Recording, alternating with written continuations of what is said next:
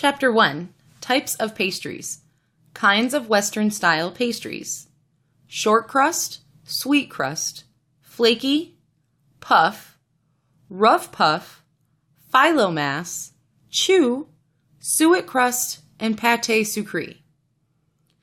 Every type of pastry in existence has its own specific type of preparation method, as well as its own unique combination of ingredients, cooking time, and other parameters. Short crust pastry.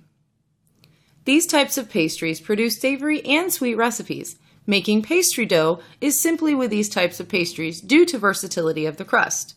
Short crust is used to construct pies and tarts. This type of pastry won't puff up during cooking due to its lack of leavening agent. Although you can vary the recipe adding self-raising flour. Short crust is composed of cold water, highly saturated fat, and flour. Sweet crust pastry. Sweet crust pastry is composed of cold water, highly saturated fat, and flour, and sugar. The sugar prevents the standing of gluten and results in a sweet mix. Flaky pastry. Flaky pastries are considered to be an unleavened pastry, which is light and flaky. To make these, directly mix large lumps into the dough.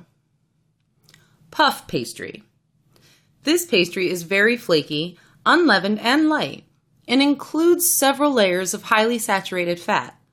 Fold the saturated solid fat into the dough and roll it out to ensure an adequate level of absorption. Rough puff pastry. This type of pastry is easier to make than the flaky and puff pastries.